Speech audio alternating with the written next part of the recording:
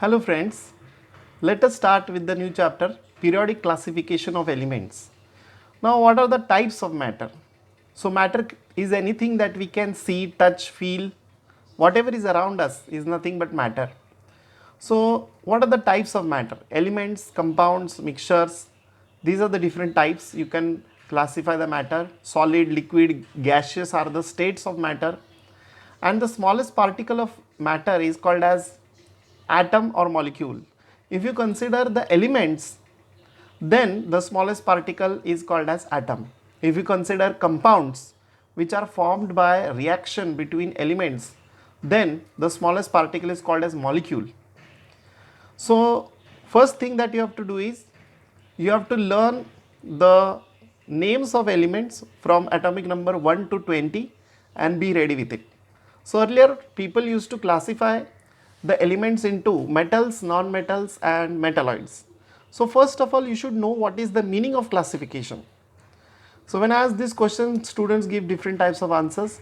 So I would like you to write down the answer which you feel is the meaning of classification. Consider that your books are there. How will you classify your books? So you will classify them as the subjects, according to the subjects. Particular subject books will be in one place, another subject will be in another place. Like that you can classify. In a library, different ways are used to classify the elements, not elements, the books. So based on the author or the subject, they are placed in different places. Now you can consider the clothes in your house. Do you keep all your clothes in one place? Not at all. It will be difficult for you to find a particular thing that you want. So you need to classify the clothes, utensils, books. Same way elements need to be classified. So earlier only 30 elements were known. In 1800, if you see here in textbook, only 18 in the year 1800 only 30 elements were known. But later on many elements were discovered, and today 118 elements are known. Now there is a lot of information about these elements. We cannot learn whole thing or all the information, we cannot get and understand and digest it. So we need to classify the elements. Classification makes our job easy. If we classify things, it is very easy to understand the correlations, the properties, and it becomes easy to study. And that's why elements were classified into different ways. We are going to learn about different ways in which the elements were classified. Now, the first way that we are going to learn is about Dobereiner triad. Now, Dobereiner was a German scientist in 1817. He made a group of 3 elements based on chemical properties. Now, what are chemical properties? Chemical property means an element reacts with another element in a chemical reaction, and how it reacts, that we study. For example, an element carbon reacts with oxygen to produce carbon dioxide. Then it reacts with hydrogen to form CH4, that is methane. So what we do is we study the properties based on chemical reaction, that is called as chemical properties. Now Dobereiner studied the physical and chemical properties, and he made a group of 3 elements. You can see the Dobereiner triad: lithium, sodium, potassium. Now here what is happening is we have lithium, Li, sodium, Na and K. You can see down. So lithium has atomic mass 6.9 and potassium has 39.1. And if we add them and divide it by 2, if we take the mean, it comes out to be 23. That happens to be the atomic mass of sodium. So he grouped the elements in a group of 3 based on their chemical properties, and he found that the atomic mass of the middle element was approximately the mean of remaining 2. So we have 3 elements. The atomic mass of the middle element is equal to the mean of the first and the third. You can see the example down. Similarly, calcium, strontium, barium, if you see, or some others. Now this way we classified the elements. Dobereiner made the first attempt that we are going to study. Many attempts were made, but we are studying Dobereiner's attempt. But later on, it was found that some of the elements do not, or all elements could not be classified by this way, and therefore there was a need to find out another way of classifying elements.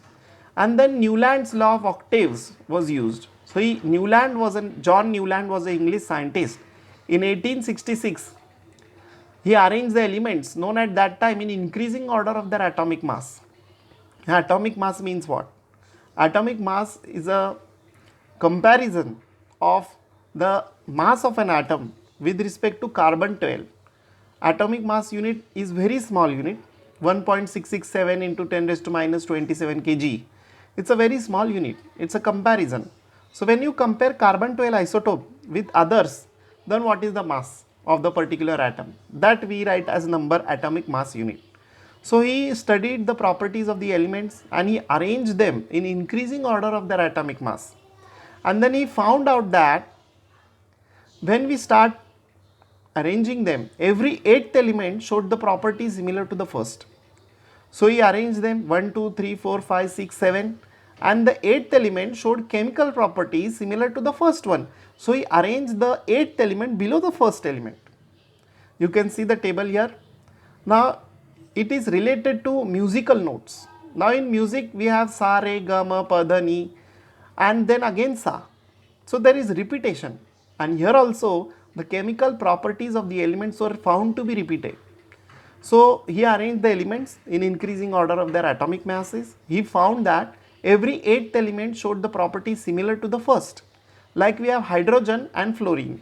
Hydrogen, fluorine, chlorine, they had similar properties, and therefore they were arranged. So here you can see he found that every 8th element had properties similar to the first. For example, sodium is the 8th element from lithium and both have similar properties. Also magnesium showed similarity to beryllium, and therefore it is called as law of octaves. In music also such kind of pattern is seen. Now many limitations were found of Newland's law, and it was found to be applicable only up to calcium. Earlier it was praised, but afterwards some limitations are found, and 56 elements were placed in it. But Newland placed 2 elements in some boxes to accommodate all known elements at that time.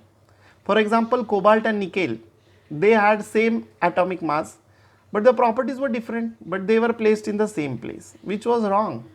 For example, Newland placed cobalt and nickel under the note do along with halogens, while Fe similar with under Ti. Also, Newland octaves do not have provision to accommodate newly discovered elements.